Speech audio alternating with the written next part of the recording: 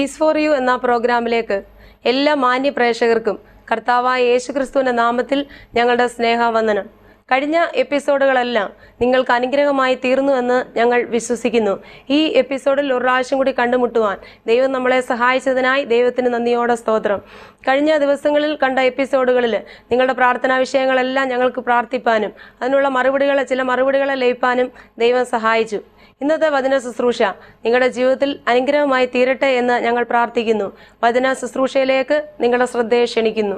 ദൈവനാമത്തിന് മഹത്വം ഉണ്ടാകട്ടെ.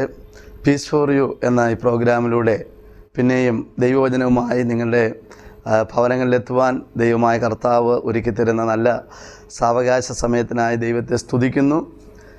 കഴിഞ്ഞ ഞങ്ങളുടെ പ്രോഗ്രാമുകളൊക്കെ ഒത്തിരി അനുഗ്രഹമായി ദൈവത്തിൻ്റെ ആത്മാവ് മാറ്റിക്കൊണ്ടിരിക്കുന്ന ഒത്തിരി പേര് ആത്മഹത്യകൾ, രോഗങ്ങൾ, ദുഃഖങ്ങൾ നിന്നൊക്കെ ധാരാളം പേരെ കർത്താവ് വിടുവിക്കുന്നത് കേൾപ്പാൻ കർത്താവ് സഹായിക്കുന്നതിനായി സ്തോത്രം. ഇന്നത്തെ ദൈവജന ശുശ്രൂഷ നിങ്ങളുടെ ജീവിതത്തിന് വലിയൊരു അനുഗ്രഹമായി തീരുവാൻ കർത്താവ് സഹായിക്കട്ടെ. വളരെ പ്രാർത്ഥനയോടെ ദൈവത്തിൻ്റെ വചനത്തിലേക്ക് നമ്മുടെ ശ്രദ്ധയെ തിരിക്കാം. ഇന്നത്തെ ദൈവവചന ചിന്തയ്ക്ക് ആധാരമായി അപ്പോസ്തല പ്രവൃത്തിയുടെ പുസ്തകത്തിൽ നിന്നും ഒരു വാക്യം വായിക്കുന്നു. 12-ാം അധ്യായം 7-ാം വാക്യം ഇവിടെ വായിക്കുന്നു. ശ്രദ്ധിക്കുക. പെട്ടെന്ന് കർത്താവിന്റെ ദൂതൻ അവിടെ പ്രത്യക്ഷനായി. അറയിൽ ഒരു വെളിച്ചം പ്രകാശിച്ചു. അവൻ പത്രോസിനെ വിലാപ്പുറത്ത് തട്ടി, വേഗം എഴുന്നേൽക്ക എന്ന് പറഞ്ഞ് അവനെ ഉണർത്തി. ഉടനെ അവന്റെ ചെങ്ങല കൈമേൽ നിന്ന് വീണുപോയി. ഈ ഭാഗത്ത് നമ്മൾ മനസ്സിലാക്കുന്നത് കാരാഗ്രഹത്തിൻ്റെ അകത്തളങ്ങളിൽ വെളിപ്പെടുന്നതായ ദൈവശക്തി. കാരാഗ്രഹം എന്ന് പറയുന്നത് ജയിലിനകത്ത് അടക്കപ്പെട്ടതായ ഒരു ദൈവദാസന് വേണ്ടി സ്വർഗത്തിലെ ദൈവം വെളിപ്പെടുത്തുന്നതായ ദൈവത്തിൻ്റെ പ്രവൃത്തിയെക്കുറിച്ചാണ് നമുക്ക് ഈ ഭാഗത്ത് കാണുവാനായിട്ട് കഴിയുന്നത്. ആദിമസഭയിൽ ദൈവം ശക്തമായി ഉപയോഗിച്ചുകൊണ്ടിരുന്ന ദൈവദാസനായിരുന്ന പത്രോസ് കാരാഗ്രഹത്തിൻ്റെ അകത്തളങ്ങളിൽ അടക്കപ്പെടുവാനായിട്ടിടയായിത്തീർന്നു. ദൈവത്തിൻ്റെ വചനം നമ്മൾ പഠിക്കുമ്പോൾ ദൈവനാമത്തിനു വേണ്ടി ആദിമസഭയുടെ വളർച്ചയ്ക്ക് വേണ്ടി ദൈവം കരങ്ങളിൽ ഉപയോഗിച്ചുകൊണ്ടിരുന്ന വളരെ ശക്തനായ ദൈവദാസനായിരുന്നു അപ്പോസ്തലനായ പത്രോസ്. എന്നാൽ അപ്പോസ്തല പ്രവൃത്തി 12-ാം അധ്യായം 1-ാം വാക്യത്തിൽ നമ്മൾ ഇങ്ങനെയാണ് വായിക്കുന്നത്. ഇങ്ങനെ അവിടെ വായിക്കുന്നു: ആ കാലത്ത് ഹെരോദ രാജാവ് സഭയിൽ ചിലരെ പീഡിപ്പിക്കേണ്ടതിന് കൈ നീട്ടുവാൻ ഇടയായിത്തീർന്നു. സഭയ്ക്കകത്ത് ചിലരെ പീഡിപ്പിക്കുവാൻ തക്കവണ്ണം, ചിലരെ ഉപദ്രവിക്കുവാൻ തക്കവണ്ണം ഹെരോദ രാജാവ് കൈ നീട്ടിയതായിട്ട് ദൈവത്തിൻ്റെ വചനത്തിൽ നമ്മൾ വായിക്കുന്നു. നമ്മൾ ചരിത്രം പഠിച്ചാൽ അന്ന് അവിടെ ഭരിച്ചുകൊണ്ടിരുന്നതായ ഹെരോദ രാജാക്കന്മാർ പല നിലകളിൽ ദൈവജനത്തെ പീഡിപ്പിക്കുവാനായിട്ടിടയായി തീർന്നു. കർത്താവിൻ്റെ ജനനത്തെങ്കിൽ നമുക്കറിയാം, ശിശുക്കളെ 2 വയസ്സിന് താഴെയുള്ള കുഞ്ഞുങ്ങളെ കൊല്ലുവാനായിട്ട് കൽപ്പന കൊടുത്തത് ഒരു ഹെരോദ രാജാവായിരുന്നു. തുടർന്ന് യേശു കർത്താവിൻ്റെ മുന്നോടിയായി വന്ന സ്നാപക യോഹന്നാനെ കഴുത്തറുത്ത് കൊല്ലുവാൻ കൽപ്പന കൊടുത്തതും ഒരു ഹെരോദ രാജാവായിരുന്നു. ഇവിടെ നമ്മൾ പഠിക്കുമ്പോൾ മറ്റൊരു ഹെരോദ രാജാവ് ദൈവസഭയുടെ വളർച്ചയ്ക്ക് നിദാനമായി നിന്ന ഒരു ദൈവദാസനെ ജയിലിൽ അടച്ചിരിക്കുന്നതായിട്ട് നമുക്ക് കാണുവാനായിട്ട് കഴിയും. എന്നെ കേൾക്കുന്ന പ്രിയമുള്ളവരെ, ഉപദ്രവ കാലഘട്ടം, പീഡന കാലഘട്ടത്തിലൂടെ ദൈവസഭ കടന്നുപോയതുപോലെ അനേക ഭവനങ്ങളും വ്യക്തികളും പ്രതികൂലമായ അനുഭവങ്ങളിലൂടെ കടന്നു പോകുന്നത് മനസ്സിലാക്കുവാനിടയായി തീർന്നിട്ടുണ്ട്. കഴിഞ്ഞ ദിവസങ്ങളിലൊക്കെ ഞങ്ങളുടെ പ്രോഗ്രാം കണ്ട് കത്തുകളയച്ച് ഇമെയിലിലൂടെ ഫോണിലൂടെയൊക്കെ ധാരാളം പേര് ഞങ്ങൾ വിളിച്ചു പറയുവാനിടയായി തീർന്നു. പാസ്റ്റർ, ഞങ്ങൾക്ക് നിയന്ത്രിപ്പാൻ കഴിയാത്ത, ഞങ്ങൾക്ക് സഹിപ്പാൻ കഴിയാത്ത പ്രതികൂലങ്ങളിലൂടെ ഞങ്ങൾ കടന്നു പോവുകയാണ്. പല നിലകളിലുള്ളതായ പ്രതികൂലം. ചില ഭവനങ്ങൾ കാരാഗ്രഹത്തിന് തുല്യമായിട്ട് മാറ്റപ്പെട്ടുകൊണ്ടിരിക്കുകയാണ്. ചില ഭാര്യമാർ കാരാഗ്രഹത്തിലാണ്, ചില ഭർത്താക്കന്മാർ കാരാഗ്രഹത്തിലാണ്, ചില കുഞ്ഞുങ്ങൾ കാരാഗ്രഹത്തിലാണ്, ചില മാതാപിതാക്കൾ കാരാഗ്രഹത്തിൽ അടക്കപ്പെട്ടതിന് തുല്യമാണ്. ദൈവത്തിന് നന്ദിയോടെ സ്തോത്രം ചെയ്യുന്നു. ഒരു കിളി കൂട്ടിൽ അകപ്പെട്ടതുപോലെ, അതിന് പറന്നു പോകുവാൻ കഴിയാത്തതുപോലെ 4 വശവും ബന്ധിക്കപ്പെട്ട് ഒരു സ്വാതന്ത്ര്യമില്ലാതെ, ഒരു സമാധാനമില്ലാതെ, ഒരു വഴിയില്ലാതെ ക്ലേശം സഹിക്കുമ്പോൾ ആരെങ്കിലും എന്നെ കേൾക്കുന്നെങ്കിൽ ഇന്നത്തെ വചന ശുശ്രൂഷ നിങ്ങളുടെ ജീവിതത്തിന് ഒരു വിടുതലിന്, ഒരു അനുഗ്രഹത്തിന്, ഒരു ദൈവപ്രവർത്തിക്ക്, ഒരു സൗഖ്യത്തിന് മുഖാന്തരമായി തീരട്ടെ എന്ന് ഞാൻ ദൈവസന്നിധിയിൽ പ്രാർത്ഥിക്കുന്നു. ഇവിടെ സഭ ഉപദ്രവ കാലഘട്ടത്തിലൂടെ കടന്നുപോയതുപോലെ ഇവിടെ ദൈവത്തിന് സ്തോത്രം, ഹല്ലേലൂയ, ഈ പത്രോസിനെ കാരാഗ്രഹത്തിൻ്റെ അകത്തളങ്ങളിൽ അടച്ചിട്ടിരിക്കുകയാണ്, ജയിലിൽ അടച്ചിട്ടിരിക്കുകയാണ്. ഈ ജയിലിൻ്റെ അല്ലെങ്കിൽ ഈ പത്രോസ് എന്ന് പറയുന്ന ഈ ദൈവദാസനെ അടച്ചിരിക്കുന്ന കാരാഗ്രഹത്തെക്കുറിച്ച് നമ്മൾ ഈ വചനത്തിൽ വായിക്കുന്നുണ്ട്. അതിൻ്റെ ആ കാഠിന്യതയെ നമുക്ക് മനസ്സിലാക്കുവാൻ കഴിയും. അപ്പോസ്തല പ്രവൃത്തി 4-ാം അധ്യായം 4-ാം വാക്യത്തിൽ അവിടെ വായിക്കുന്നുണ്ട്. അത് നമുക്കിപ്പോൾ വായിച്ച് കേൾക്കാം. 4-ാം അധ്യായം 4-ാം വാക്യം.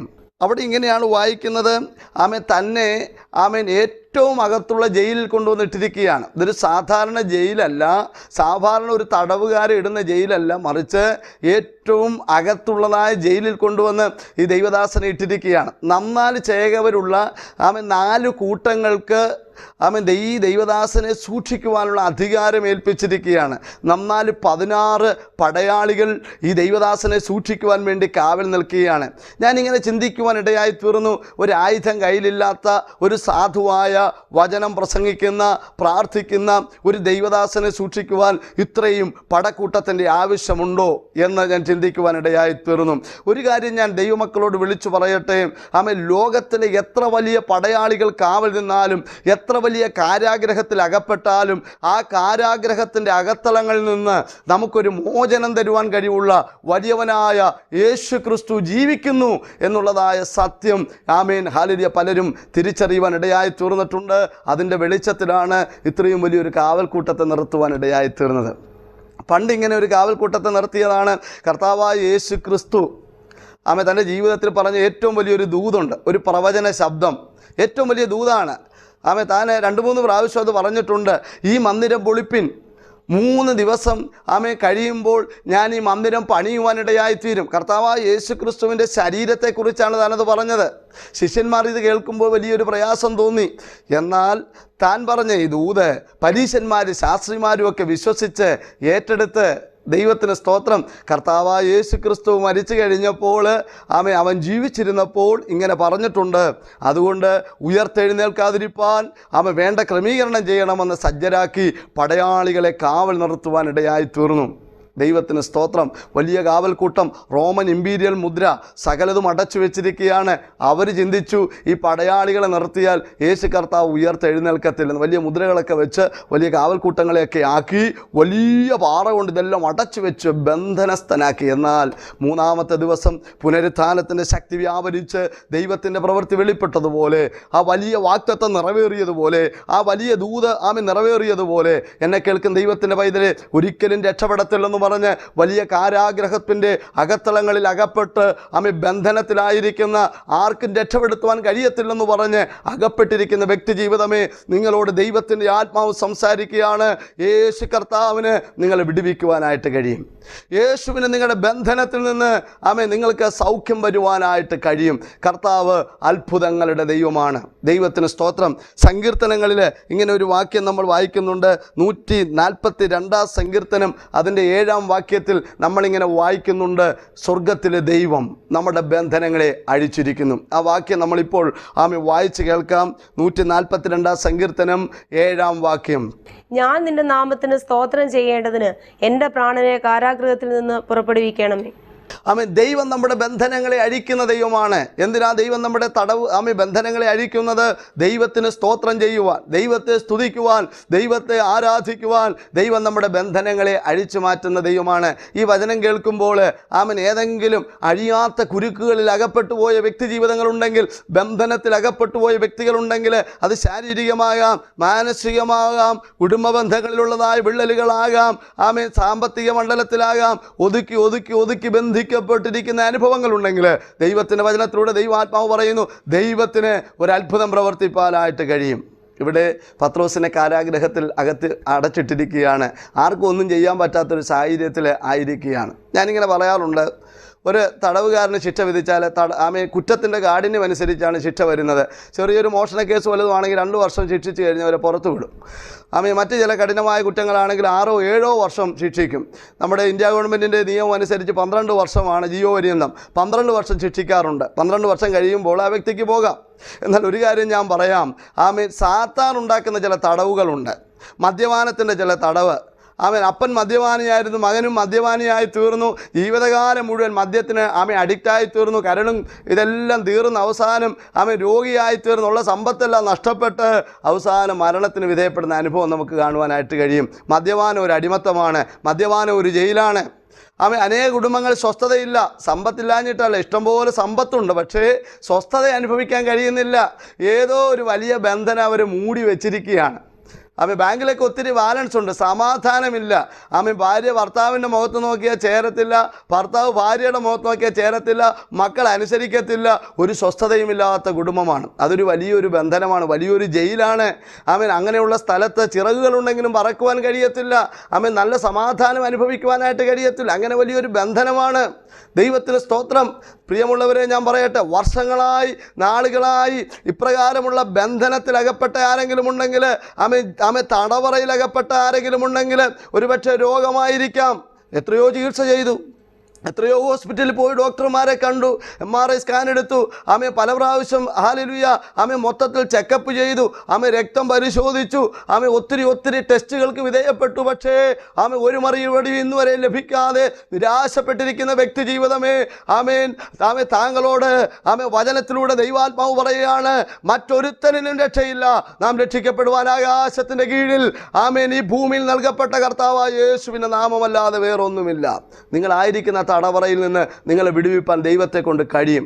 എങ്ങനെയാണ് പത്രോസ് വിടുതൽ പ്രാപിച്ചതെന്ന് ചുരുങ്ങിയ സമയം കൊണ്ട് നിങ്ങളോട് പങ്കുവയ്ക്കുവാൻ വേണ്ടി ആഗ്രഹിക്കുകയാണ്. അന്നുള്ളതായ സഭ ശ്രദ്ധയോടെ പത്രോസിന് വേണ്ടി പ്രാർത്ഥിക്കുവാനിടയായി തീർന്നു. ശ്രദ്ധയോടെ പ്രാർത്ഥിച്ചു. പ്രാർത്ഥന ജീവിതത്തിൽ രക്ഷപ്പെടുവാൻ ഒരൊറ്റ നിയമം മാത്രമേ ഉള്ളൂ, അത് പ്രാർത്ഥിക്കുക എന്നുള്ളതാണ്. രണ്ടാമത്തെ നിയമം അത് മറക്കാതിരിക്കുക എന്നുള്ളതാണ്. ഒന്നാമത്തെ നിയമം പ്രാർത്ഥിക്കുക എന്നുള്ളതാണ്, രണ്ടാമത്തെ നിയമം അത് മറക്കാതിരിക്കുക എന്നുള്ളതാണ്. ദൈവത്തിൽ നിന്ന് എന്തെങ്കിലും പ്രാപിക്കണമെങ്കിൽ വിശ്വാസത്തോടെ പ്രാർത്ഥിക്കുവാനിടയായിത്തീരണം. റേഷൻ കടയിൽ നിന്ന് സാധനം മേടിക്കാൻ പോകണമെങ്കിൽ റേഷൻ കാർഡില്ലാതെ റേഷൻ കടയിൽ നിന്ന് സാധനം ലഭിക്കത്തില്ല. ഇതുപോലെ ദൈവസന്നിധിയിലേക്ക് അടുത്ത് ചെല്ലുന്ന ഒരു ദൈവ വൈതലിനെ ദൈവത്തിൽ നിന്ന് എന്തെങ്കിലും മേടിക്കണമെങ്കിൽ, ദൈവിക അനുഗ്രഹങ്ങൾ, ദൈവിക സൗഖ്യങ്ങൾ, ദൈവികമായ സന്തോഷം, സമാധാനം പ്രാപിക്കണമെങ്കിൽ റേഷൻ കടയിൽ റേഷൻ കാർഡ് കൊണ്ടു ചെല്ലുന്നത് പോലെ വിശ്വാസമില്ലാതെ നമുക്കൊന്നും പ്രാപിക്കുവാനായിട്ട് കഴിയുകയില്ല. എന്നെ കേൾക്കുന്ന പ്രിയമുള്ളവരെ, വിശ്വസിക്ക്, ദൈവമുണ്ട്. ദൈവത്തിന് അത്ഭുതം പ്രവർത്തിപ്പാൻ കഴിയും. ഈ ലോകത്തെ സൃഷ്ടിച്ച വലിയവനായ ഒരു ദൈവമുണ്ട്. ഈ ലോകത്തെ സ്തോത്രം വീണ്ടെടുക്കുവാൻ കടന്നു വന്ന ഒരു വലിയ ദൈവമുണ്ട്. അതാണ് കർത്താവായ യേശു ക്രിസ്തു. ആ യേശു ക്രിസ്തുവിൽ നിങ്ങൾ വിശ്വസിച്ചാൽ, യേശുവിനോട് പ്രാർത്ഥിക്കാൻ തുടങ്ങി, നിശ്ചയമായി നിങ്ങളുടെ ജീവിതത്തിൽ ഒരു മറുപടി ഉണ്ടാകും, ഒരു വിടുതലുണ്ടാകും. ഒന്നും അറിയണ്ട. ഞാനിങ്ങനെ പറയാറുണ്ട്, ഒരപ്പൻ അപ്പൻ്റെ അടുക്കൽ ഒരു മകൻ, ഒരു കുഞ്ഞ് കരയുന്നത് പോലെ എൻ്റെ യേശുവേ എന്നൊന്ന് വിളിച്ചാൽ ആ വിളി കേട്ട് ഇറങ്ങി വരുന്നവനാണ് വലിയവനായ സ്വർഗത്തിലെ ദൈവം. എൻ്റെ കഴിഞ്ഞ കാല അനുഭവങ്ങളൊക്കെ ഞാൻ ഒത്തിരി എപ്പിസോഡുകൾ പറഞ്ഞിട്ടുണ്ട്. ജീവിതത്തിൽ സകലതും നഷ്ടപ്പെട്ടു, മാതാപിതാക്കൾ നഷ്ടപ്പെട്ടു, സഹോദരന്മാർ നഷ്ടപ്പെട്ടു, സമ്പത്ത് നഷ്ടപ്പെട്ടു, ആർക്കും വേണ്ട എന്ന് പറഞ്ഞ സ്ഥാനത്ത് എൻ്റെ യേശുവേ എന്ന് വിളിച്ചപ്പോൾ ആ കർത്താവിൻ്റെ സ്നേഹം എന്നെ വീണ്ടെടുക്കുവാനിടയായി തീർന്നു. എനിക്ക് സൗഖ്യം തന്നു, എനിക്ക് ആരോഗ്യം വന്നു, എനിക്ക് സമാധാനം തന്നു. എൻ്റെ വിശ്വാസത്തിൽ നിന്ന് ഞാൻ വിളിച്ചു പറയാം, ദൈവത്തിൻ്റെ പൈതലിൽ നിൻ്റെ ജീവിതം അവസാനിപ്പിക്കേണ്ട വ്യക്തിയല്ല, നീ നിരാശയിൽ താന്നു പോകേണ്ട വ്യക്തിയല്ല. ദൈവത്തിന് സമാധാനം നിനക്ക് തരുവാൻ കഴിയും, ദൈവത്തിന് നിന്നെ വിടുവിക്കുവാൻ കഴിയും. താങ്കളുടെ അവസ്ഥകൾക്ക് ദൈവത്തിന് വലിയ മാറ്റം വരുത്തുവാൻ കഴിയും. ഞാൻ വിശ്വസിച്ച് വിളിച്ചു പറയുന്നു, ഈ വചനം കേൾക്കുമ്പോൾ തന്നെ നിങ്ങൾ പ്രാർത്ഥിക്കുവാനായിട്ട് തുടങ്ങട്ടെ. ദൈവത്തിന് സ്തോത്രം. ഇവിടെ നമ്മൾ വായിക്കുന്നത് സഭ ശ്രദ്ധയോടെ പ്രാർത്ഥിക്കുവാൻ തുടങ്ങി. പലതരത്തിലുള്ള പ്രാർത്ഥനയുണ്ട്. പ്രാർത്ഥനാ വിഷയങ്ങളുടെ ആ കാര്യം ഗൗരവമാകുന്നതനുസരിച്ച് നമ്മുടെ പ്രാർത്ഥനയിലും വ്യത്യാസം ഉണ്ടാകണം. ഇവിടെ ഉള്ള പ്രാർത്ഥന ശ്രദ്ധയോടുകൂടിയുള്ള പ്രാർത്ഥനയാണ്. സഭയെല്ലാം കൂടി, കുറച്ച് ആൾക്കാരുണ്ട്, അവരെല്ലാം കൂടി മുറിയൊക്കെ അടച്ചിട്ട് മുറിക്കകത്തിരുന്ന് പ്രാർത്ഥിക്കുകയാണ്. എന്താണ് അവരുടെ പ്രാർത്ഥനാ വിഷയം എന്നറിയാമോ? കാരണം ഇതിനു മുൻപ് ഈ അപ്പോസ്തല പ്രവൃത്തി 12-ാം അധ്യായത്തിൽ വായിക്കുന്നത്, ഒരു അപ്പോസ്തലനായിരുന്ന യാക്കോബിനെ അവർ വാൾ കൊണ്ട് കൊന്നു. ഇതാ പത്രോസ് എന്ന് പറയുന്ന ഈ ദൈവദാസനെ കൊല്ലുവാൻ വേണ്ടി കാരാഗ്രഹത്തിൽ അടച്ചിട്ടിരിക്കുകയാണ്. നിശ്ചയമായിട്ടും വധശിക്ഷയ്ക്ക് വിധിക്കപ്പെട്ട് കിടക്കുകയാണ്. ജനത്തിൻ്റെ മുമ്പിൽ നിർത്തും, വിധി പാസാക്കും, തൻ്റെ കഴുത്തിന് വാൾ വരുവാനിടയായി തീരും. ഇത് മനസ്സിലാക്കിയ ദൈവജനം പത്രോസിന് വേണ്ടി പ്രാർത്ഥിക്കാനായിട്ട് തുടങ്ങി. രക്തത്താൽ ജയം. ആമേൻ. ഈ വചനം കേൾക്കുമ്പോൾ ആമേൻ, മരണവിധി കാത്ത് കിടക്കുന്ന ആരെങ്കിലും ഉണ്ടെങ്കിൽ, കാരാഗ്രഹത്തിൽ കിടക്കുന്ന ആരെങ്കിലും ഉണ്ടെങ്കിൽ, നാളുകളായി ബന്ധിക്കപ്പെട്ട് കിടക്കുന്ന ആരെങ്കിലും ഉണ്ടെങ്കിൽ, ഒരു സ്വസ്ഥതയും ഇല്ലാതെ, ഒരു സമാധാനമില്ലാതെ, ജീവിതത്തിലെല്ലാ വഴികളും അടഞ്ഞ് ആമേൻ ഇരിക്കും ആരെങ്കിലും ഉണ്ടെങ്കിൽ, ദൈവത്തിൻ്റെ ആത്മാവ് ഞാൻ വിളിച്ചു പറയുകയാണ്, പ്രാർത്ഥനയ്ക്കൊരു വ്യത്യാസം വരുത്തുവാൻ കഴിയും. പ്രാർത്ഥിക്കുവാൻ തുടങ്ങ്. ദൈവം അത്ഭുതങ്ങളുടെ ദൈവമാണ്. ചിലർ പറയും, നാളുകളായിട്ട് ഞങ്ങൾ പ്രാർത്ഥിക്കുന്നല്ലോ, ഒന്നും ഞങ്ങൾക്ക് ലഭിക്കുന്നില്ലല്ലോ. ഇച്ഛാഭംഗം വരരുത്. ആമേൻ. പ്രാർത്ഥിക്കുന്നൊരു വ്യക്തിയുടെ മനോഭാവം ഒരു യാചകൻ്റെ മനോഭാവമായിരിക്കണം. നിങ്ങളൊരു യാചകനെ നോക്കിക്കേ. ഒരു വീട്ടിൽ ചെന്ന് എന്തെങ്കിലും ചോദിച്ചിട്ട് അവരെന്തെങ്കിലും കൊടുത്തില്ലെങ്കിൽ അവിടുന്ന് മടങ്ങിപ്പോകത്തില്ല, അടുത്ത വീട്ടിലേക്ക് ചെല്ലും. അവിടുന്ന് ഒന്നും കൊടുത്തില്ലെങ്കിലും മടങ്ങിപ്പോകത്തില്ല, അടുത്ത വീട്ടിലേക്ക് ചെല്ലും. യാചകനറിയാം, ഏതെങ്കിലും ഒരു ഭവനത്തിൽ എനിക്കുള്ളത് കരുതി വെച്ചിട്ടുണ്ട്. ഇതുപോലെ ഒരിക്കലും പ്രാർത്ഥിക്കുന്നൊരു പൈതലിന് ഇച്ഛാഭംഗം വരുവാൻ പാടില്ല. കഴിഞ്ഞ നാളുകളായിട്ട് പ്രാർത്ഥിച്ചുകൊണ്ടിരിക്കുകയാണ്. കഴിഞ്ഞ വർഷം പ്രാർത്ഥിച്ചു, മറുപടി കിട്ടിയില്ല. അതിന് അങ്ങേ വർഷം പ്രാർത്ഥിച്ചു, മറുപടി കിട്ടിയില്ല. ഇപ്പോൾ വർഷങ്ങൾ ഒത്തിരിയായി പ്രാർത്ഥിച്ചുകൊണ്ടിരിക്കുകയാണ്, ഒരു വിഷയം തന്നെ പ്രാർത്ഥിച്ചുകൊണ്ടിരിക്കുകയാണ്, പക്ഷെ മറുപടിയില്ല. ഇച്ഛാഭംഗം വരരുത്. ഏതെങ്കിലും ഒരു ഭവനത്തിൽ ഈ യാചകന് വേണ്ടിയിട്ട് ഒരുക്കിയിട്ടുള്ളതുപോലെ പ്രാർത്ഥിക്കുന്ന ദൈവ പൈതലിന് വേണ്ടി സ്വർഗത്തിലെ ദൈവം ചിലത് ഒരുക്കി വെച്ചിട്ടുണ്ടെന്ന് ഞാൻ ദൈവത്തിൻ്റെ ആത്മാവിൽ വിളിച്ചു പറയുകയാണ്. എന്നെ കേൾക്കുന്ന ചില വ്യക്തി ജീവിതങ്ങൾ നിരാശയുടെ അടിത്തട്ടിലിരിക്കുകയാണ്. ദൈവമുണ്ടോ? എന്തുകൊണ്ടാണ് ദൈവം ഈ പ്രാർത്ഥന കേൾക്കാത്തത്? നാളുകളായിട്ട് ഞാൻ കരയുന്നുണ്ടല്ലോ, നാളുകളായിട്ട് ഞാൻ പ്രാർത്ഥിക്കുന്നുണ്ടല്ലോ, എൻ്റെ പ്രാർത്ഥനയ്ക്കൊരു മറുപടി വരുന്നില്ലല്ലോ. എൻ്റെ പൊന്നു പിതാവേ, സഹോദര സഹോദരി, മാതാവേ, അവൻ ദൈവാത്മാവ് വചനത്തിലൂടെ വിളിച്ചു പറയുകയാണ്, ഇച്ഛാഭംഗം വരരുത്. ഒരു യാചകൻ്റെ മനോഭാവം ഉണ്ടാകട്ടെ. എനിക്ക് ലഭിക്കും. ഏതെങ്കിലും ഒരു ഭവനത്തിൽ എനിക്ക് ആവശ്യമുള്ളത് സ്വർഗത്തിലെ ദൈവം കരുതി വെച്ചിട്ടുണ്ട്. ഞാൻ എപ്പോഴും പറയാറുണ്ട്, ദൈവദാസനായ ഏലിയാവിന് വേണ്ടി കാക്ക അയച്ച ദൈവമാണ് നമ്മുടെ ദൈവം. കേട്ടോ, നിങ്ങളുടെ ആവശ്യങ്ങൾ അറിഞ്ഞ് നിങ്ങൾക്ക് വേണ്ടി തക്ക സമയത്ത് കരുതുവാൻ ദൈവം വിശ്വസ്തനായ ദൈവമാണ്. ഈ വചനം കേൾക്കുമ്പോൾ നുറുക്കത്തോടെ ഭാരത്തോടെ ഇരിക്കുന്ന ഏതോ വ്യക്തിക്ക് വേണ്ടി സ്വർഗത്തിലെ ദൈവം അത്ഭുതകരമായ വഴികളെ തുറന്ന് ഈ ദിവസങ്ങൾ നടത്താൻ വേണ്ടി ആഗ്രഹിക്കുകയാണ്. സഭ ശ്രദ്ധയോടെ പ്രാർത്ഥിക്കാൻ വേണ്ടി തുടങ്ങി. അവരോട് ചോദിച്ചാൽ പറയും, എന്തുവാ പ്രാർത്ഥനാ വിഷയം? അവരെല്ലാവരും കൂടി പറയും, ഞങ്ങളുടെ പത്രോസ് വിടുതൽ പ്രാപിക്കണം, ഞങ്ങളുടെ പത്രോസ് വിടുതൽ പ്രാപിക്കണം. അവരുടെ നാവിൽ ഒരൊറ്റ വാക്ക്, ഒരു പേര് മാത്രമേ ഉള്ളൂ, പത്രോസ് വിടുതൽ പ്രാപിക്കണം. സ്തോത്രം ചെയ്യുന്നു. ഈ വചനം കേൾക്കുമ്പോൾ ഒരു പേര് മാത്രം, ഒരു വ്യക്തിക്ക് വേണ്ടി മാത്രം പ്രാർത്ഥിച്ചുകൊണ്ടിരിക്കുന്ന ചിലരുണ്ട്. ആ പേര് മാത്രം പറഞ്ഞ് ഭർത്താവിന് വേണ്ടി ഭാര്യ പ്രാർത്ഥിക്കാൻ എത്ര നാളുകളായി മദ്യപാനം തുടങ്ങിയിട്ട് സ്വസ്ഥതയും സമാധാനം ഒന്നുമില്ല. ആ പേര് പറഞ്ഞ് പ്രാർത്ഥിക്കുകയാണ്, ദൈവമേ ഇന്നാളൊന്ന് വിടുതൽ പ്രാപിച്ചേ മതിയാകത്തുള്ളൂ. മോനെ ഒത്തിരി നാളുകളായി അവന് നല്ലോണം പഠിച്ചുകൊണ്ടിരുന്ന, പക്ഷെ അവൻ്റെ ബുദ്ധിയൊക്കെ നഷ്ടപ്പെട്ടിപ്പം പഠിക്കാനായിട്ട് പറ്റുന്നില്ല. നാളുകളായിട്ട് ആ പേര് പറഞ്ഞ് പ്രാർത്ഥിച്ചു കൊണ്ടിരിക്കുകയാണ്. വിട്ടുമാറാത്ത ശാരീരിക അലർജി പോലെ ശരീരത്തെ ഭാരപ്പെടുത്തുന്ന രോഗശക്തികൾ കൊണ്ടുവന്ന് ശരീരത്തെ ബന്ധിച്ചൊതുക്കിയിരിക്കുന്ന മണ്ഡലങ്ങൾ നാളുകളായിട്ട് കരയുകയാണ്. ചില സീസണിൽ വന്നിട്ട് മാറിപ്പോകുന്ന ചില രോഗശക്തികൾ ശരീരത്തെ കീഴടക്കി വെച്ചിരിക്കുക. നാളുകളായി പ്രാർത്ഥിക്കുക, എന്തെല്ലാം ട്രീറ്റ്മെൻറ്റ് ചെയ്തു, എന്തെല്ലാം മരുന്നെടുത്ത്, പക്ഷേ മാറുന്നില്ല. നാളുകളായി ഒരു വിഷയം മാത്രം പ്രാർത്ഥിക്കുന്ന ദൈവപൈതലേ, തോമസിന് വേണ്ടിയായിരിക്കാം നിങ്ങൾ പ്രാർത്ഥിക്കുന്നത്. ആമേൻ, ഹല്ലേലൂയ. ജോൺസന് വേണ്ടിയായിരിക്കാം നിങ്ങൾ പ്രാർത്ഥിക്കുന്നത്. ആമേൻ, ജയിനിക്ക് വേണ്ടിയായിരിക്കാം നിങ്ങൾ പ്രാർത്ഥിക്കുന്നത്. തങ്കച്ചന് വേണ്ടിയായിരിക്കാം നിങ്ങൾ പ്രാർത്ഥിക്കുന്നത്. എനിക്കറിഞ്ഞുകൂടാ ഏത് പേരാ നിങ്ങൾ എപ്പോഴും പറയുന്നതെന്ന്. ഒരു കാര്യം ഞാൻ പറയാം, നാളുകളായി പ്രാർത്ഥിച്ച പേര് പറഞ്ഞ് പ്രാർത്ഥിക്കുന്ന വിഷയങ്ങളുടെ മേൽ സ്വർഗത്തിലെ ദൈവം അത്ഭുതം പ്രവർത്തിക്കാൻ വേണ്ടി പോവുകയാണ്. നിങ്ങൾ വിശ്വസിക്കുക. ഈ വചനം കേൾക്കുമ്പോൾ തന്നെ വിശ്വസിച്ചേറ്റെടുക്കുക. ഒരു വ്യക്തിക്ക് വേണ്ടി, ഒരു വിഷയത്തിന് വേണ്ടി കണ്ണുനീരോടെ നിലവിളിച്ചിരിക്കുന്ന അനുഭവങ്ങളുടെ നടുവിൽ സ്വർഗത്തിലെ ദൈവം അത്ഭുതത്തിൻ്റെ ഉറവ തുറക്കാൻ വേണ്ടി പോവുകയാണ്. ഇവിടെ നമ്മൾ വായിക്കുന്നത് എന്താ സംഭവിച്ചെന്നറിയാമോ? ഇതൊരു വലിയ, ഒന്നെങ്കിൽ ഹേരോദാവിൻ്റെ മനസ്സലിയണം. ഹേരോദാവിൻ്റെ മനസ്സൊരിക്കലും അലിയത്തില്ല, അല്ലെങ്കിൽ നിയമപ്രകാരമുള്ളൊരു മറുപടി അവിടെ ലഭിക്കത്തില്ല. എന്താ സംഭവിച്ചെന്നറിയാമോ? ദൈവം തൻ്റെ ദൂതനെ അയക്കുവാനിടയായി തീർന്നു. പ്രാർത്ഥനയുടെ മറുപടിയായി ദൈവം തൻ്റെ ദൂതനെ അയക്കുവാനിടയായി തീർന്നു. നോക്കുക, ഇവിടെ സഭ പ്രാർത്ഥിച്ചുകൊണ്ടിരുന്നപ്പോൾ കാരാഗ്രഹത്തിലേക്ക് ദൈവം തൻ്റെ ദൂതനെ അയച്ചു. ദൈവത്തിന് സ്തോത്രം ചെയ്യുന്നു. ദൂതനിതാ കാരാഗ്രഹത്തിൻ്റെ അകത്തളങ്ങളിലേക്ക് കടന്നു ചെല്ലുകയാണ്. ഇത് പ്രാർത്ഥനയുടെ ഒരു തലമാകട്ടോ. നാളുകളായിട്ട് പ്രാർത്ഥിച്ച് കുഴങ്ങി കാരാഗ്രഹത്തിനകത്ത് കിടക്കുന്ന വിഷയങ്ങളെ വിടുവിപ്പാൻ ദൈവം തൻ്റെ ദൂതനെ അയക്കുകയാണ്. ഇതാ ദൂതൻ കാരാഗ്രഹത്തിൻ്റെ അകത്തളങ്ങളിലേക്ക് കടന്നു ചെല്ലുവാനിടയായി തീർന്നു. എന്നെ സന്തോഷിപ്പിച്ച ഒരു വാക്യം അതിനകത്തുണ്ട്. ദൈവത്തിന് നന്ദിയോടെ സ്തോത്രം ചെയ്യുന്നു. അവിടെ 12-ാം അധ്യായത്തിൻ്റെ 7-ാം വാക്യം, ഇത് നമ്മൾ വായിച്ച കുറിവാക്യത്തിൽ നമ്മളിങ്ങനെ വായിക്കുന്നു, പെട്ടെന്ന് കർത്താവിൻ്റെ ദൂതൻ അവിടെ പ്രത്യക്ഷനായി. അറയിൽ ഒരു വെളിച്ചം പ്രകാശിച്ചു. അവൻ പത്രോസിനെ വിലാപ്പുറത്ത് തട്ടി വേഗം എഴുന്നേൽക്ക എന്ന് പറഞ്ഞ് അവനെ ഉണർത്തി. ഇവിടെ പത്രോസ് കാരാഗ്രഹത്തിൽ ഉറങ്ങിക്കൊണ്ടിരിക്കുകയാണ്. ആമേൻ. അടുത്ത ദിവസം ജനത്തിൻ്റെ മുമ്പിൽ വെച്ച് വിസ്തരിച്ച് വധശിക്ഷയ്ക്ക് വിധിക്കപ്പെടുവാനുള്ള പത്രോസ് കാരാഗ്രഹത്തിൻ്റെ അകത്തലങ്ങളിൽ സുഖമായിട്ട് ഉറങ്ങിക്കൊണ്ടിരിക്കുകയാണ്. ഞാൻ ചോദിക്കാം, പത്രോസേ എങ്ങനെയാണ് ഉറങ്ങാൻ പറ്റുന്നേ? അടുത്ത ദിവസം വധശിക്ഷയ്ക്ക് വേണ്ടി ഒരുങ്ങിയിരിക്കുകയല്ലേ, എങ്ങനെ ഉറങ്ങാൻ പറ്റുന്നത്? പത്രോസ് പറയുന്നൊരു കാര്യമുണ്ട്, വാഗ്ദത്തം എൻ്റെ മേലുള്ളത് കൊണ്ട് ഞാൻ സുഖമായിട്ട് ഉറങ്ങുവാനിടയായിത്തീരും. നോക്കി, അറയിൽ പ്രകാശം വന്നിട്ടും ദൂതൻ ചെന്നിട്ട് തട്ടിയിട്ട് അതാണ് എഴുന്നേറ്റത്. ഡീപ്പ് സ്ലീപ്പ് ഉണ്ടായി, സുഖമായിട്ട് അങ്ങ് ഉറങ്ങി. എന്നെ കേൾക്കുന്ന പ്രിയമുള്ളവരെ, ഉറങ്ങാതിരിക്കുന്ന ആരെങ്കിലും ഉണ്ടെങ്കിൽ വചനത്തിലൂടെ ദൈവത്തിൻ്റെ ആത്മാവ് ഞാൻ വിളിച്ചു പറയുകയാണ്, ദൈവമാ ഉറക്കം തരുന്നത് കേട്ടോ. ദൈവത്തിൽ വിശ്വസിച്ചാൽ എത്ര രോഗത്തിൻ്റെ കാഠിന്യമുണ്ടെങ്കിലും അതിൻ്റെ നടുവിൽ നമുക്ക് ഉറങ്ങുവാനായിട്ട് സാധിക്കും. കർത്താവിന് നന്ദിയോടെ സ്തോത്രം. പത്രോസ് കാരാഗ്രഹത്തിൽ ഉറങ്ങി.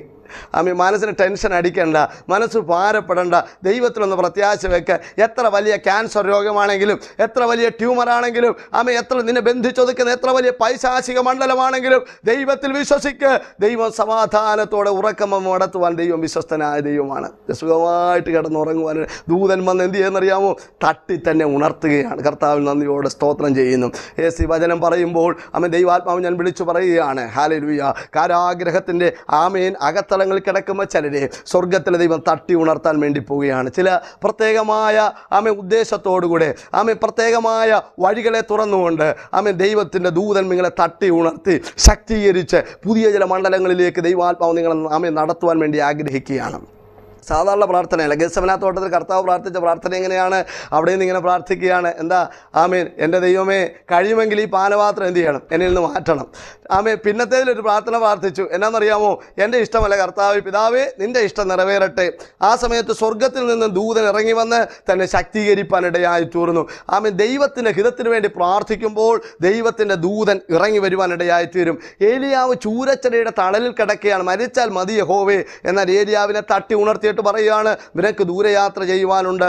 യാത്ര മുടങ്ങിക്കിടക്കുന്ന അനുഭവമാണോ?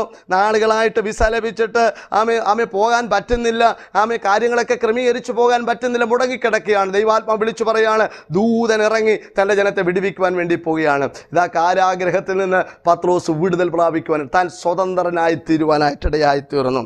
ഒരത്ഭുതം അവിടെ സംഭവിച്ചു. ഒരു വാക്യം കൂടെ വായിച്ച് ഞാൻ പ്രാർത്ഥിക്കുവാൻ വേണ്ടി ആഗ്രഹിക്കുകയാണ്. എന്തുകൊണ്ടാണ് ഈ കാരാഗ്രഹത്തിൻ്റെ അകത്തളങ്ങളിൽ നിന്ന് വിടുതൽ ലഭിക്കാത്തത്? വിശ്വാസത്തോടെ വിളിച്ചു പറയണം. ഏത് സാത്താന കാരാഗ്രഹത്തിൽ അടച്ചിരിക്കുന്നത്, ആ കാരാഗ്രഹത്തെ പൊട്ടിച്ച് പുറത്ത് വ്യക്തികളെ തരുവാൻ ദൈവം വിശ്വസ്തനാണ്. വിശ്വാസത്തോടെ വിളിച്ചു പറയണം. ഇതാ നിങ്ങളൊന്ന് കുറിച്ചെടുക്കേണ്ട ഒരു വാക്യം ഞാൻ വിളിച്ചു പറയാം. വളരെ പ്രധാനപ്പെട്ട ഒരു വാക്യമാണ്. യെശയ്യാ പ്രവചനം 42-ാം അധ്യായം 22-ാം വാക്യം. യെശയ്യാ പ്രവചനം 42:22.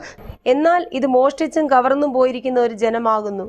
അവരൊക്കെയും കുഴികളിൽ കുടുങ്ങിയും കാരാഗ്രഹങ്ങളിൽ അടയ്ക്കപ്പെട്ടുമിരിക്കുന്നു. അവർ കവർച്ചയായിപ്പോയി ആരും വിടുവിക്കുന്നില്ല. അവർ കൊള്ളയായിപ്പോയി മടക്കിത്തരിക എന്ന് ആരും പറയുന്നതുമില്ല. കാരാഗ്രഹത്തിലകപ്പെട്ടിരിക്കുകയാണ്. ജനം കവർച്ചയായി പോയി. നോക്കുക, അവിടെ വായിച്ചത് ഇങ്ങനെയാണ്, എൻ്റെ ജനത്തെ മടക്കി തരിക എന്നാരും പറയുന്നില്ല. വിശ്വാസത്തോടെ വിളിച്ചു പറയണം, മടക്കി തരിക. എവിടെയാ നഷ്ടം വന്നത്? എവിടെയാ പിശാച് ബന്ധിച്ചൊതുക്കിയത്? എവിടെയാ നിന്റെ നന്മ കൊണ്ടുപോയത്? എവിടെയാ നിന്നെ രോഗിയാക്കി തീർത്തത്? ഈ വചനം കേൾക്കുമ്പോൾ യേശുവിന്റെ നാമത്തിൽ വിളിച്ചു പറയുക, മടക്കി തരിക. നഷ്ടപ്പെട്ടത് എനിക്ക് മടക്കി തരിക. ശൂന്യമായി പോയത് എനിക്ക് മടക്കി തരിക. കുപ്പക്കുന്നാക്കി പിശാച് തകർത്ത് കളഞ്ഞവനെ എനിക്ക് മടക്കി തരിക എന്ന് വിശ്വാസത്തോടെ വിളിച്ചു പറയുക. പ്രിയ സഹോദരി, മാതാവേ, നിന്റെ കുടുംബത്തിൻ്റെ അകത്തലേക്ക് ഇപ്പോൾ ദൈവത്തിൻ്റെ ശക്തി വ്യാപരിക്കാൻ വേണ്ടി പോവുകയാണ്. ചില മണ്ഡലങ്ങൾ ദൈവികമായ വിടുതലുകളെ ദൈവാത്മാവ് അയക്കുന്നത് ഞാൻ വിശ്വാസത്താൽ കാണുകയാണ്. സകല ശൂന്യമായിരിക്കുകയാണ്, എന്നാൽ ദൈവത്തിൻ്റെ മഹത്വം ഇപ്പോൾ ഇറങ്ങി വരികയാണ്. ശൂന്യതകളുടെ നടുവിൽ കർത്താവിൻ്റെ മഹത്വത്തിൻ്റെ ശക്തി ഇപ്പോൾ വ്യാപരിക്കുകയാണ്. ഇരിക്കുന്ന ഇരിപ്പിലിരുന്നുകൊണ്ട് ഒരു നിമിഷം ഒന്ന് കണ്ണടച്ചാട്ടെ. ഈ വചനം കേൾക്കുമ്പോൾ തന്നെ വിശ്വാസത്തോടെ ഞാൻ നിങ്ങൾക്ക് വേണ്ടി പ്രാർത്ഥിക്കാൻ വേണ്ടി പോവുകയാണ്. എൻ്റെ ദൈവത്തിന് മാറ്റാൻ പറ്റാത്ത ഒരു രോഗവുമില്ല കേട്ടോ. എൻ്റെ ദൈവത്തിന് അടിക്കാൻ പറ്റാത്ത ഒരു ബന്ധനവുമില്ല. എയ്ഡ്സ് രോഗത്തെ സൗഖ്യമാക്കുവാൻ കഴിഞ്ഞ സഹോദരി വിളിച്ചു ചോദിച്ചു, യേശു ഒത്തിരി രോഗത്തെ സൗഖ്യമാക്കിയിട്ടുണ്ട്, എന്നാൽ പാസ് എയ്ഡ്സ് സൗഖ്യമാക്കി ആയിട്ട് എനിക്ക് അറിഞ്ഞുകൂടാ. ഞാൻ പറഞ്ഞു, കാനായിലെ കല്യാണത്തിന് പച്ചവെള്ളത്തെ വീഞ്ഞാക്കി മാറ്റിയ കർത്താവിന് എയ്ഡ്സിനെ മാറ്റാൻ കഴിയും. രക്തത്തിലെ DNA കൂടെ മാറ്റുവാൻ കർത്താവിന് ശക്തിയുണ്ട്. നിങ്ങൾ വിശ്വസിക്കുക സഹോദര സഹോദരി. ഇപ്പോൾ പ്രാർത്ഥിക്കാൻ വേണ്ടി പോവുകയാണ്. യേശുവിൻ്റെ അധികാരമുള്ള നാമത്തിൽ കർത്താവ് ആമേൻ വചനം കേട്ടുകൊണ്ടിരിക്കുന്ന ഓരോ ദൈവമക്കൾക്കും വേണ്ടി ആത്മാവിൽ പ്രാർത്ഥിക്കുന്നു. ഇപ്പോൾ തന്നെ വിടുതൽ സംഭവിക്കട്ടെ. ദൈവിക സമാധാനത്താൽ അവർ നിറയപ്പെടട്ടെ. യേശുവിൻ്റെ നാമത്തിൽ അവരുടെ ബ്ലഡ് ശുദ്ധമായി തീരട്ടെ. രക്തത്തിൻ്റെ അകത്തളങ്ങളിൽ കുടിയിരിക്കുന്ന അണുക്കൾ യേശുവിൻ്റെ നാമത്തിൽ ഇപ്പോൾ തന്നെ മാറിപ്പോകട്ടെ. യേശുവിൻ്റെ നാമത്തിലെ ബന്ധനങ്ങളിൽ നിന്ന് അവർ സ്വതന്ത്രരായി തീരട്ടെ. ആമേൻ. പ്രാർത്ഥനയുടെ ഫലം ഇപ്പോൾ തന്നെ അവർ അനുഭവിക്കട്ടെ. ആമേൻ. നാളുകളായിട്ട് ഗൾഫിൽ ആമേൻ വിസ വീർന്ന് കുടുങ്ങിക്കിടക്കുന്ന ചില വ്യക്തികൾക്ക് വേണ്ടി ഇപ്പോൾ ദൈവത്തിന് ദൂതനെ അയച്ചാട്ടെ. അധികാരികളുടെ ഉള്ളത്തോട് ഇടപെട്ട് ചില കാര്യങ്ങൾ യേശു സെറ്റിൽ ചെയ്യുന്നതിനായി സ്തോത്രം. ചില യാത്രകളുടെ ക്രമീകരണങ്ങളെ സ്വർഗം ഒരുക്കുന്നതിനായി ദൈവത്തെ സ്തുതിക്കുന്നു. ചില വ്യക്തികൾ മാനസികമായി ബന്ധിക്കപ്പെട്ടിരിക്കുകയാണ്, സമാധാനമില്ലാതെ, സ്വസ്ഥതയില്ലാതെ. ഇപ്പോൾ ദൈവിക സമാധാനം, ദൈവിക സ്വസ്ഥത ഇപ്പോൾ തന്നെ അവരുടെ ഹൃദയത്തിലേക്ക് ദൈവാത്മാവ് പകരുന്നതിനായി സ്തോത്രം. ഓ ശബാരാവാസിയ, ദൈവിക വിടുതൽ സംഭവിക്കട്ടെ ഇപ്പോൾ യേശുവിൻ്റെ നാമത്തിൽ. കർത്താവ് അങ്ങ് അത്ഭുതം ചെയ്തതിനായി സ്തോത്രം. അങ്ങ് വിടുതൽ അയച്ചതിനായി സ്തോത്രം. ദൈവപ്രവൃത്തി വെളിപ്പെടുത്തിയതിനായി സ്തോത്രം. വരുന്ന ദിവസങ്ങൾ വലിയ കർത്താവെ ആമേൻ അത്ഭുതം യേശു പ്രവർത്തിച്ചെന്നറിയുവാൻ സ്വർഗമിടയാക്കും. യേശുവിൻ്റെ നാമത്തിൽ തന്നെ. ഇതുവരെ ഞങ്ങളെ വീക്ഷിച്ചുകൊണ്ടിരുന്ന എല്ലാ മാന്യ പ്രേക്ഷകർക്കും കർത്താവായ യേശു ക്രിസ്തുവിൻ്റെ ധന്യനാമത്തിൽ നന്ദി അറിയിക്കുന്നു. അടുത്ത എപ്പിസോഡിൽ കണ്ടുമുട്ടും വരെയും ദൈവമായ കർത്താവ് ദൈവത്തിൻ്റെ കൃപയിൽ നമ്മളെല്ലാവരെയും മറയ്ക്കട്ടെ. God bless you. Praise the Lord. നിങ്ങളുടെ പ്രാർത്ഥനാ വിഷയങ്ങൾ ഞങ്ങളെ ഫോണിലൂടെയും കത്തിലൂടെയും ഇമെയിലൂടെയും അറിയിക്കുക. ഞങ്ങൾ നിങ്ങൾക്ക് വേണ്ടി പ്രത്യേകം പ്രാർത്ഥിക്കുന്നതായിരിക്കും. അടുത്ത എപ്പിസോഡിൽ കണ്ടുമുട്ടും വരെ ദൈവം നമ്മൾ ഏവരെയും പരിപാലിക്കട്ടെ. Pastor Suresh Babu Pathanapuram, Peace Fellowship, Pathanapuram PO, Pathanapuram, Kollam district. Email peaceforyouinjesus@gmail.com. Phone 9447 011 245 9496 534635.